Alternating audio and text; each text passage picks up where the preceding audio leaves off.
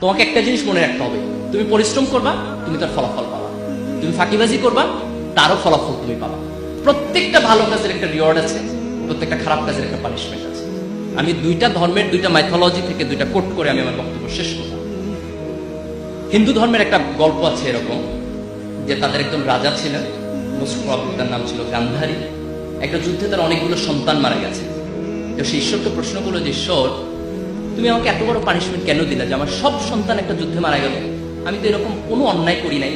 আমার যতটুকু মনে পড়ে আমি আমার জীবনে যাতে কোনো সিন, কোনো ক্রাইম আমি করিনি। ঈশ্বর তাকে বলতেছেন যে তুমি ছোটবেলায় যখন খেলাধুলা করতেছিলে, তোর একদিন খেলার ছলে কিছু প্রজাপতি মেরেছে, প্রজাপতি মেরে তুমি তোমার গলায় মালা বানিয়েছে। বলছে ওই প্রজাপতি মারার পানিশমেন্ট হিসেবে আমি তোমার সন্তানকে এই যুদ্ধ হত্যা করেছি। সে হচ্ছে আমি তো এটা খেলার ছলে করেছি। ঈশ্বর বলতেছে আমিও এটা খেলার ছলে করেছি। This important. সে তার ছোটবেলায় একটা জীবকে হত্যা করেছে, হয়তো বুঝে নাই, but that wrong did punishment হিসেবে তার জীবনে ফেরত এসেছে।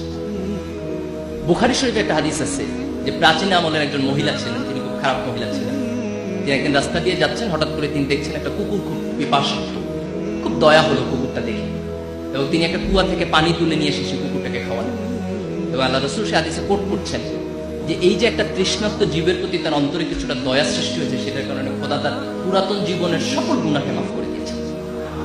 That was a very small ভালো কাজ, খুব ছোট্ট একটা ভালো কাজ, কিন্তু সেই ভালো কাজটা খোদার আরশে গিয়ে অনেক বড় হিসাবে তার কাছে প্রতিদান হিসাবে ফেরত এসেছে। এই যে আমরা আমাদের জীবনে অনেকগুলো কাজ করি, আমরা তো অনেক ভাবি না যে এটার আউটপুট কি হবে, কিন্তু তুমি একটা ছোট্ট ভালো কাজ করো, বিলিভ মি, এই ভালো কাজের প্রতিদান তুমি তোমার জীবনে পাবা।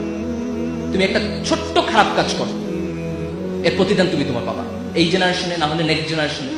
কোরআনের একটা ঘটনা এরকম আছে যে মুসা আলাইহিস সালাম যখন খিজির আলাইহিস সালামের সাথে যাচ্ছেন, তখন খিজির আলাইহিস সালাম অনেকগুলো কাজ করেছেন যেগুলোর এক্সপ্লানেশন তিনি বোঝেন নাই, পরে দিয়েছেন। তার মধ্যে একটা কাজ ছিল যে একটা নগরে গিয়ে ওই নগরের মানুষরা তার সাথে দুর্ব্যবহার করেছে, কিন্তু কোনায় তিনি একটা প্রাচীর তুলে দিয়েছেন। তারপরে যখন মুসা আলাইহিস সালাম এক্সপ্লানেশন দিচ্ছে, তখন বলতেছে যে এই প্রাচীরের নিচে কিছুটা গুপ্তধন ছিল, এবং সেই গুপ্তধন হচ্ছে এমন দুটো নাবালক সন্তানের যার বাবা সৎ মানুষ ছিলেন।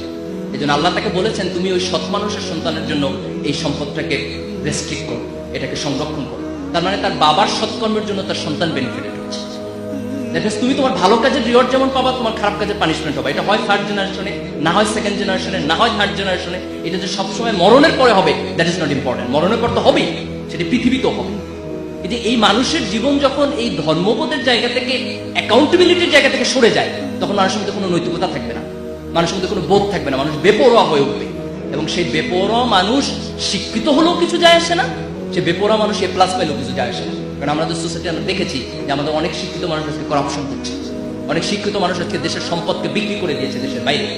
এই যে দিস ইজ ইম্পর্টেন্ট যে আমরা গ্লোবালাইজেশনের যুগে আমাদের কোয়ালিটি ডেভেলপ করার পাশাপাশি এই অ্যাকাউন্টেবিলিটির জায়গা থেকে মানুষের প্রতি ভালোবাসা, জীবনের প্রতি ভালোবাসা, জীবের প্রতি ভালোবাসা, এক ধরনের নৈতিকতা বোধ, এক ধরনের ধর্মবোধ, যে কোনো ধর্ম, ফেইথ বেস অ্যাপ্রোচ। তুমি ঈশ্বরকে বিশ্বাস করো, আল্লাহকে বিশ্বাস করো, গডে বিশ্বাস করো, does not matter, but you must believe, you must practise whatever your religion is. You must have the sense of the accountability, যে ভালো কাজ করলে এটা একটা ভালো কিছু পাবা, তোমাকে এটা এনকারেজ করবে। একটা খারাপ কাজ করলে তোমার পানিশমেন্ট হবে, ভয় তোমার মধ্যে থাকতে হবে। এই দৃষ্টিভঙ্গি যখন আমাদের জীবনকে নিয়ন্ত্রণ করবে, তখন সত্যিকার অর্থে আমরা একটা ভালো সমাজ করতে পারব। আমি আশা করি যে এই তরুণ প্রজন্ম নিঃসন্দেহে আমাদের অতীতের সব ব্যর্থতা থেকে কাটিয়ে উঠে একটা নতুন বাংলাদেশ আমাদের